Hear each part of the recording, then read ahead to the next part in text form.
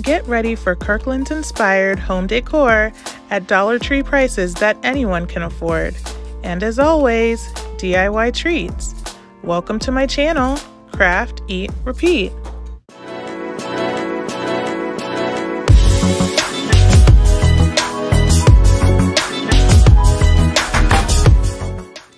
Hi guys, it's Aneka and welcome to my channel, Craft, Eat, Repeat. So today it's another one of my favorite types of videos, which is doing Kirkland's dupes. I always love doing them. I probably spend way too much time browsing the website, but it's always fun to see what I can put together using Dollar Tree products. So I really hope you enjoy them. If you're new here, welcome. Thank you so much for stopping by. If you like what you see, please hit that subscribe button.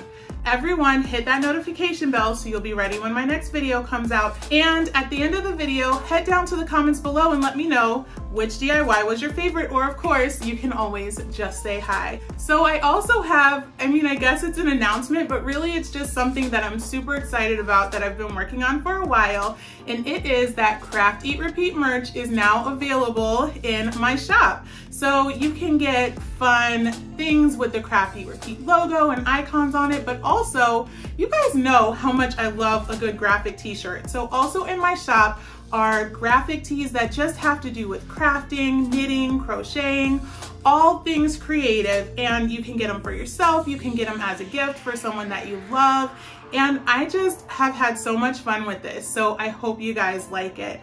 Another thing that I love about this shop is that if you see a design you like, of course you can get it on a t-shirt, which is what I will always choose, but you could also get it on a sticker, a notebook, a pouch. I need like 1,000 pouches just to organize myself and to put stuff in its spot, and now you can get that with a fun, crafty type design on it. So I really hope you guys enjoy the shop. Head down to the description box after the video. You'll see a link to the shop and just check it out. I'm always open to constructive feedback. Let me know if you want to see more of something in there, and it'll just, I'm new at this, I'm having fun with it, so, and you guys have been so supportive all along the way, so I welcome your feedback. As long as it's not like mean, like tell me in a nice way what you would like to see. Okay guys, it's time to craft. I've been thinking about making a photo wall in my home, and I saw this piece in the Kirkland's catalog. I thought it was adorable, but at $24.99, I knew I could do it at a better price point using Dollar Tree items. So I got these 4 5x7 frames from Dollar Tree. I liked how they had that natural looking wood grain finish, which I think will look great when we use it in this project. So I went ahead and I took out the backing of the photo frames, and you don't need the glass for this, but you are going to need the little part that goes in the back of the frame. We're going to use that to make sure that we get the right size. Now, this is a pack of paint stirring sticks that I got from Lowe's. The entire pack of 30 is only about $1, so it makes it really affordable to craft with these. I'm going to go ahead and I'm going to glue these onto that backing of the photo frame that I just took out, and this is going to help me get the right size. Now I'm going to lay them side by side all the way across. You could also use craft sticks that you find at Dollar Tree for this, and the thing I love about this project is you could really do this with any size photo frame, so you can do some really big ones, and if you did that, you could use some of the 1 gallon or even the 5-gallon paint stirring sticks, and it would look great. Now, what I was supposed to record was me cutting off the tips, but what I actually recorded was nothing as I cut off the tips on the side of the camera. I am sorry about that, but as you can see what I'm doing here, I'm cutting off the tips of all of the sticks to the size of the frame. Now, there was a little bit on the side that was still showing, but that's okay. That's not going to show in the final project.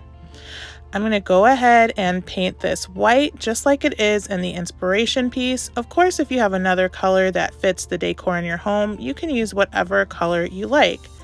I love how this white kind of gives it that shiplap feel, and I wanted to make sure that those lines were really easily seen. So after I painted, I just came back through with my X-Acto knife and I just traced along each individual crevice to make sure that it was easy to see. while that was drying, I'm going to go ahead and I'm going to assemble all of my photo frames together. So I'm just going to do a 2x2 grid and making sure that I line everything up nice and evenly before I glue. I'm just going to lay them all side by side. Once I have them laid out, I'm going to go ahead and use some hot glue to attach them. Now, I'm not sure what I was thinking this night. This was probably a late night craft session for me, but do make sure you glue in between each photo frame. I think that will make it the most secure. And then I'm going to add a craft stick as well. And here I am gluing in between, so it was just that first one that I forgot. But I'm going to glue in between all of the photo frames, and then I'm going to use craft sticks along all of the seams to make sure that everything stays together nicely.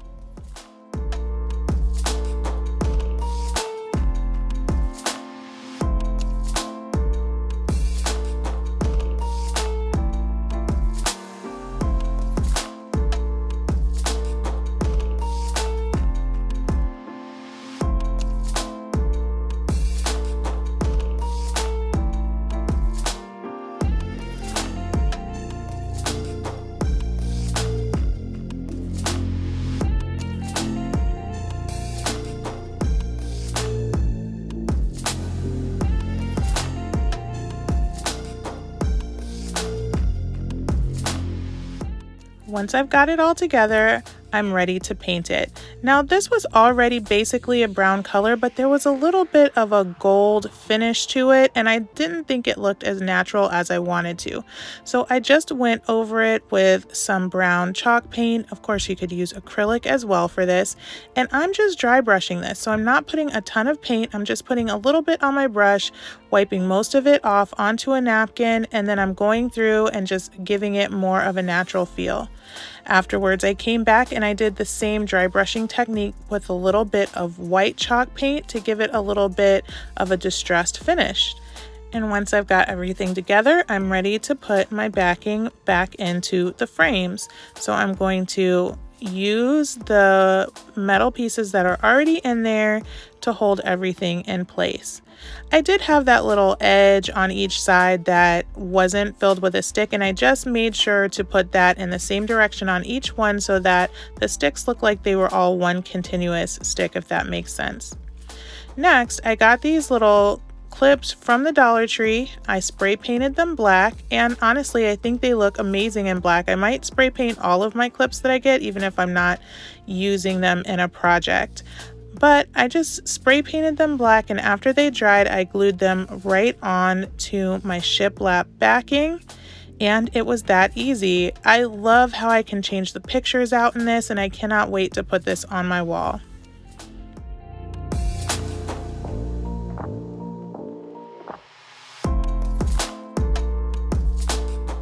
Next, I wanted to recreate this adorable home sign that I saw in the Kirkland's catalog, and I knew that I could do it for less than $50. Now, as you'll see, I kind of changed course mid-craft, but the concept started out as this Kirkland's dupe. First thing is, I only had 3 of these plaques that I had gotten from Dollar Tree, so I could not spell out home, but I decided I wanted to make them with some cute farm animals. So I started by popping these little sayings off, as well as the backing that they were on, but you want to make sure to hold on to that backing because we're going to use it later. Next, I went ahead and I sanded everything down, and as you will see, I thought that it was okay if everything was smooth, but what I really needed to do was to make sure it either had all paper or all the paper was off. In between really did not work out very well, and I will show you that later. But I did go ahead and paint all of the pieces completely white, and then using this Waverly wax in the color Antique, I made it look like faux wood. Now, I've used this technique before and it is so easy, so if you haven't tried it, please do. It's the easiest way to make faux looking wood finishes. I'm just going to paint all in the same direction, and anywhere that I change directions, it looks like a little knot in the wood, so you can use that to your advantage as you're painting your piece. I made sure to get all of my sides, and this is what happened on on the one piece that was kind of half paper and then the open portion. So make sure that you either get all the paper off or you leave it all on. Now, one of my subscribers did tell me that if you soak the paper, it comes off easily. So when I do a craft like this again, I will be trying that. Next, I printed off some animal silhouettes on my printer paper, and I'm going to use them to cut out little animal pictures. I'll be sure to link this in the description box below so that you can use these in your project if you'd like. However, it would be really easy just to find some letters and to do just like the inspiration piece to spell out home. Now I cut the paper out and then I use just a scrap poster board that I have to paint on sometimes, and I use that to tape my animals on, and then I cut out animal shapes out of the poster board. Now this was a really great way to recycle poster board that I've used 1,000 times just to keep the paint off of my table, so I really liked that I was able to use it in a project. Once my animal was cut off, I just took off my little template, and here I have a little chicken. And it was a little bit curved on me, so I put something heavy on it and let it sit just for a little bit, and that was enough to make it flat. Next, we're going to paint these pieces of poster board to look like metal. Now, I've done this technique in a few videos before, so I'm going to link a more lengthy description of how to do this down in the description box below, so check for that, but I'll give you a quick tutorial on how I do it. First, I'm going to use this gray elephant color, and I'm going to use a sponge to stipple all over my piece and make sure that it's covered, but you can have a few pieces of white poking out. Next, I'm going to use this darker gray color. It's almost a black, but it's just a very dark gray, and I'm going to do a layer of stippling in that color. And my last layer is going to be this gunmetal gray color. I love this color. It comes from Folk Art, I believe, and it's a really affordable price for this metallic look. And I'm going to do a layer of stippling of that over top of my first two colors.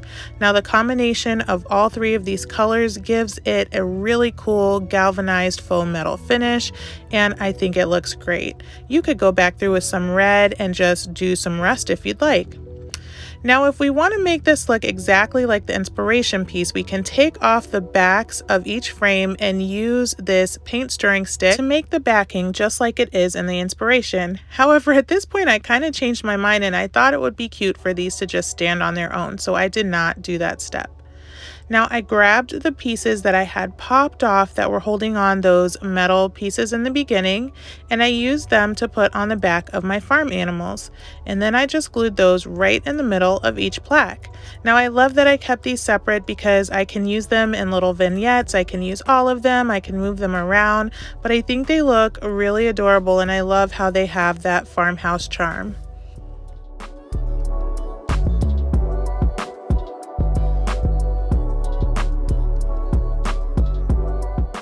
Now, the last DIY is this monogrammed plaque. I thought it was adorable. I loved the colors in it, but the $17 price tag was not in my budget.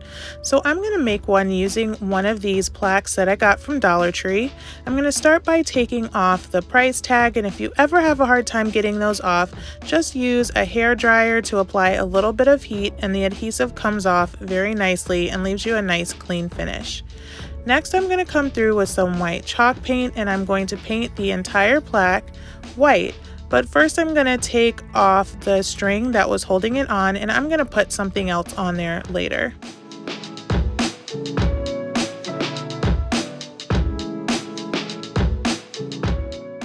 Once that's finished, I'm ready to put my monogram on there, or if you choose like I did, I decided to put hello instead of putting our monogram on this plaque. So I just printed out some words that I liked the look of the font, and I'm going to cut them out, color the back with a pencil, and once that's completely colored, I'm going to tape it right into the middle of my plaque. Now, if you have a vinyl cutting machine, then of course you can do this with a vinyl cutter instead. I don't have one, so I'm going to do it the old school way.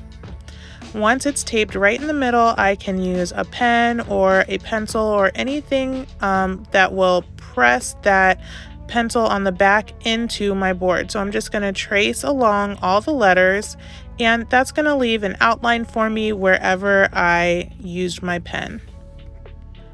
Once I take my paper off, I have this nice stencil that I can use to color in for my lettering. Now, I like to use these Sharpie paint pens, but one of my friends did let me know that they have some at Dollar General that are really good, so I'm going to try those next time because I love a good deal and I like to get one where I can. Once I have all my lettering colored in, I'm ready to start doing the flowers around my word. Now I'm using these napkins that I got from Dollar Tree, but there's so many different ways you can take this. Now all of these are napkins that I have. A lot of them I got from Party City, but all of these would be really fun and easy way to jazz up a plaque. These were from the Dollar Tree spring collection, but I still see them every time I go. So if you like these flowers and birds, you can use them. Now I'm going to go ahead and cut out what I want. And this, what you see me doing here is I was just trying to see like what could fit where could I fit an entire bird. Once I had that figured out, I separated the two pieces, the two plies of the napkin, and just used the top layer. And I'm going to use some Mod Podge and glue that on to my board. Now I want to use a paintbrush, and I'm going to start at the inside and I'm going to paint outward with my Mod Podge. And here's a trick for getting it not to wrinkle. I'm going to use this piece of saran wrap, and after I have my Mod Podge on, I'm going to go ahead and smooth it out with the saran wrap. And you guys, I swear, once I found this trick, I was able to do these Mod Podge creations with napkins with barely any wrinkles, and it looks great. Once I'm done, I'm going to go ahead and use the Mod Podge over the entire board just to seal everything together. And I'm going to clean up my edges by using scissors or just pulling off any of the extra pieces.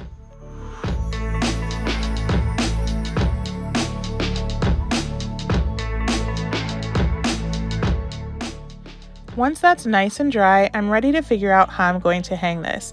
Now the inspiration piece just had some ribbon, but I love twine and beads, so I'm going to use twine and beads to hang my plaque. So I just snipped off a piece of twine and I'm just going to tie it in a nice knot, and I just want to make sure that I tie the knot big enough that it does not come out. So I'm going to actually tie it a few times to make sure that it does not go through the hole. Once I have that completed, I'm going to go ahead and put a little bit of tape at the end of my twine. And then I'm going to take these beads that I have. I just had these on hand. They do have beads at Dollar Tree, not these exact beads, but you can find some. Or you can get some at Michael's. They always have great deals on beads, especially if you use the coupons they have. I love to wait until I have a coupon and then buy some beads. And I also have a link down in the description box to some that I get on Amazon whenever I'm buying them in bulk. But I'm just going to take my beads and I'm going to string them onto my twine. And once I have it completely full, I'm just going to put the other end right through the other hole in my plaque and tie a nice big secure knot. And that's it. I love how this came out. I love the flowers in this one, but I also love how for a very affordable price, just a pack of napkins that you like the design on, you can make some beautiful wall decor for your house.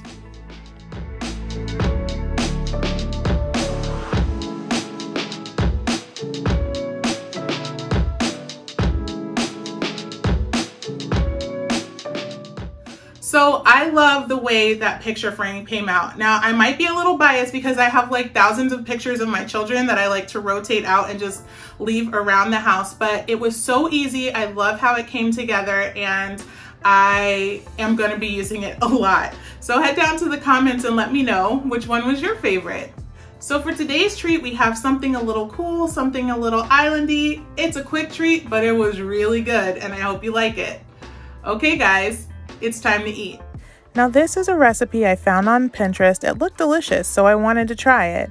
Now I'm gonna start by crushing up some graham crackers, and y'all, this is totally me just being lazy. I should have put these graham crackers in the food processor, but I was trying not to have to wash dishes because, you know, mom life. I was trying to avoid another dish to wash, and these did crush up pretty easily, but you'll have an easier time if you just put them in the food processor. I'm going to add to that some butter, and I'm just going to mix it up, and then I'm going to set this aside and we will use those again later. Next, in a bowl, I'm going to combine some softened cream cheese, a can of sweetened condensed milk, and I'm going to go ahead and use a hand mixer to mix that until it's smooth.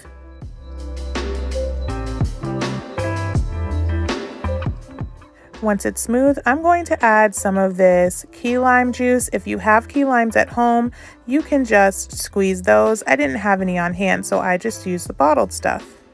And honestly, it still tasted delicious, even though I didn't use fresh limes. Once that's combined, I'm going to use some of this whipped topping that I have thawed out, and I'm going to fold it into my mixture. Now, if you just have this one container, I actually ended up using slightly less than the 8 ounces that the recipe called for, because I wanted to have a few tablespoons left to put on the top of my treat to eat it when it was done. Next, I'm going to use these silicone baking cups that I have in order to be able to turn these out with a nice finished look. Now, if you don't have these silicone liners, you can just put these in a cup or something like that, and I'll show you that later, but you just won't be able to as easily turn these out onto a plate.